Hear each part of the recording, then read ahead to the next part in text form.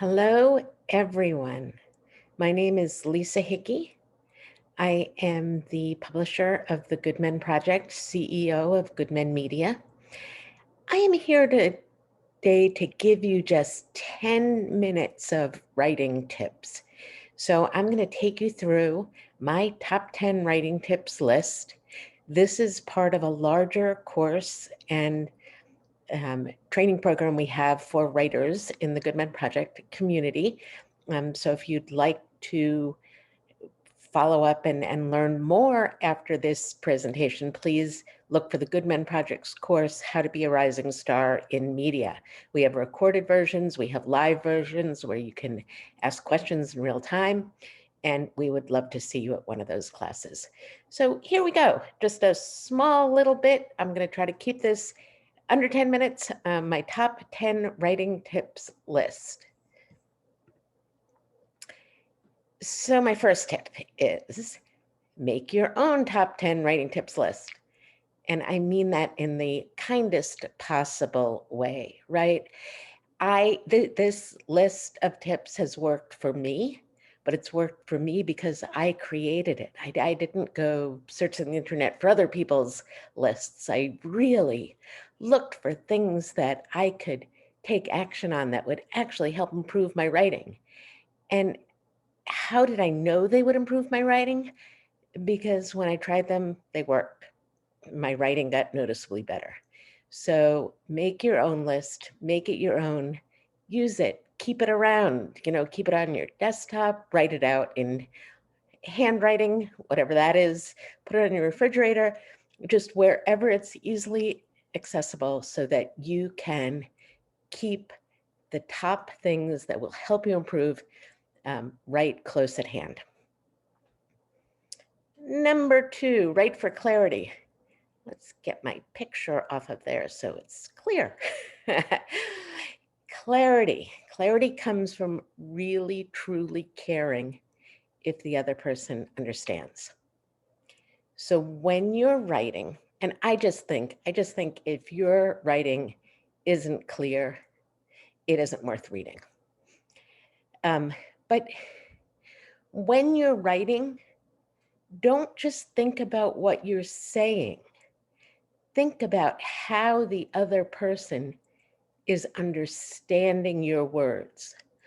Think about the fact that you are writing for someone who doesn't have your vast knowledge and experience and own unique point of view.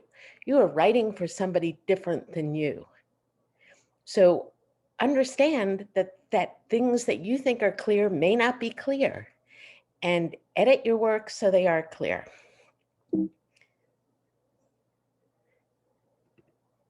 Number 3, be aware of your voice. So think of a singer, right? A singer is acutely aware of how their voice sounds. That's all they do is worry about how it sounds and how to make how it sounds better. And you can do the same thing with your writing.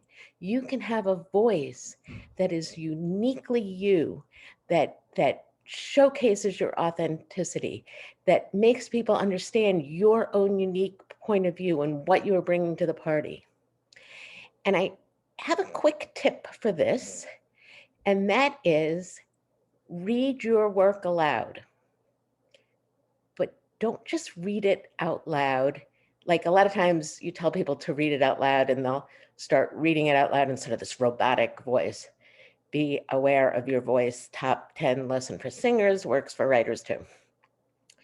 No, you want to read it out loud in the voice you want it to be heard in. And not only that, think about as you're reading it out loud, imagine, this is what I do. I imagine that I am getting up in front of thousands of people just to read this article to them. And these are all the people who are going to be the most important people that are going to hear this, right? They're going to be other CEOs. They're going to be people I love. They're going to be my friends. They're going to be my colleagues. They're going to be all the people I really care about. And I am reading it out loud to them.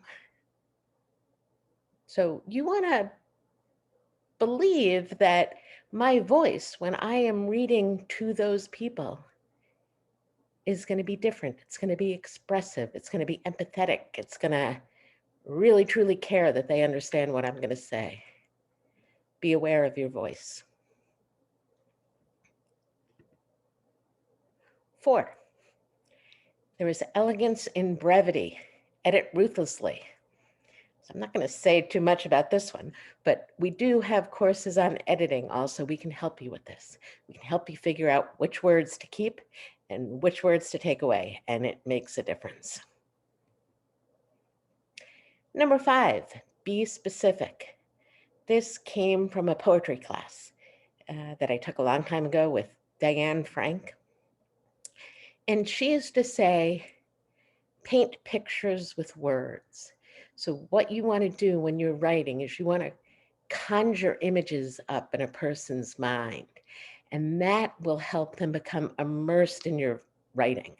They will not only be hearing your voice, but they will be seeing, visualizing what you have to say. And one of her famous quotes was, "It's not the car, it's the Cadillac," right? Car is a generic word that can stand for hundreds of thousands of different types of cars. Be as specific as you can so you get that image into people's minds. Number 6, show, don't tell. Kind of a cliche, right? What does that even mean? Well, the quote I like is by Chekhov, who said, "Don't tell me the moon is shining. Show me the glint of light on broken glass." And again, it's what we've been talking about, right? It's that image. It paints a picture in your mind. It's clear. It's specific. It's not just the reflection of the moon on the water or on glass. It's the reflection of the moon on broken glass, right? And so you start to wonder, what is the story behind that broken glass? You get immersed in that scene. Number 7, a story has a beginning, a middle, and an end. And yes, even after all this time, I have to remind myself of that. And no matter what you're writing, think about your story arc. Think about how you want to draw people in at the beginning and ground them right away so they know where they are. Think about how you want to expand upon your points in the middle, and think about how you want to leave them with a really powerful ending so they walk away going, wow. You know, when you think of the cliche, once upon a time, right? The reason it stuck around all this time is because it's the beginning. You automatically know it's the beginning. It grounds you, it brings you in, it draws you in. It's a shortcut for, here's where I am going to start.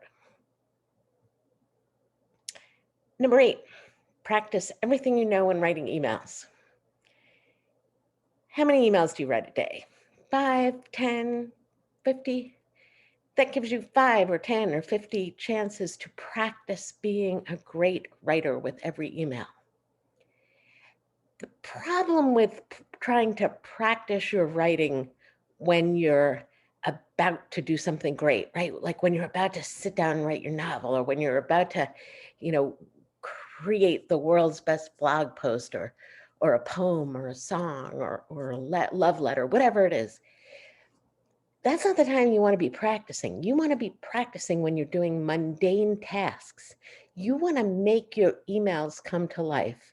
You want to edit for clarity, edit for brevity. You want to paint pictures in people's minds. You want to be as specific as possible in those emails. You can practice every single point that I made here in every email you write. That's the time to be practicing. If you get an email from me, you can be sure I have edited that email 3 times before I press the send button. It's just habit. I like doing it.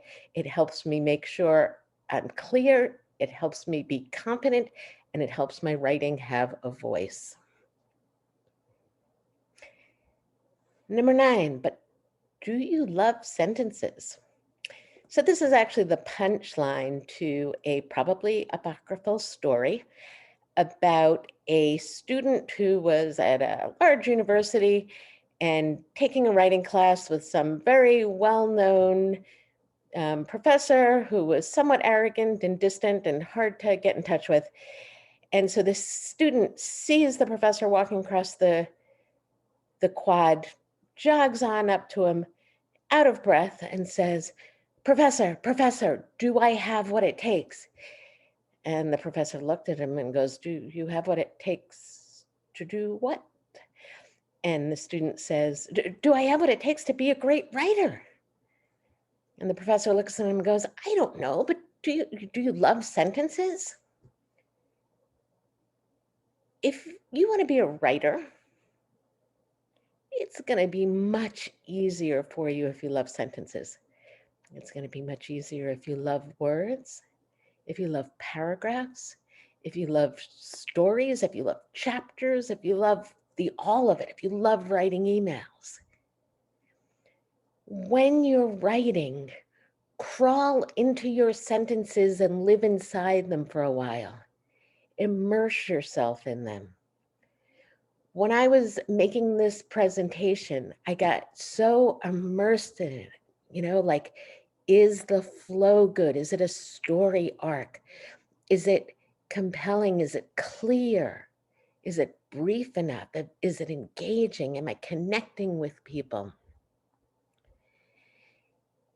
And after a couple of hours of doing this, I looked up and I literally started blinking because I wasn't quite sure for a moment where I was. I'd been so immersed in the presentation. I had been in this presentation. And I had to reground myself in the real world. And that's what, when a writer gets in that sort of flow, the reader is going to know it and they're going to get in the flow too. And finally, words are the most powerful things on earth. Some have even been known to stop a bullet. This came from when I worked in advertising, and I was at an ad agency, and I was on a team with another copywriter, and we were working on a campaign for the Samaritan Suicide Prevention Hotline. And we had to go into their offices, and we went through the training program, and we spoke to the operators, and they believed in the power of their words. They did not underestimate them. They knew their importance. So don't underestimate the power of your words. You don't know when something's really going to connect with someone. I've gotten emails about things that I wrote years ago that people are only discovering now and are saying, thank you for writing that. Thank you for your words. Art creates empathy.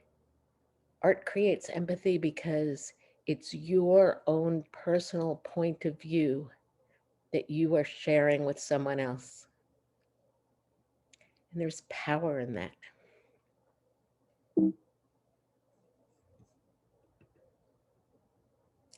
So thank you.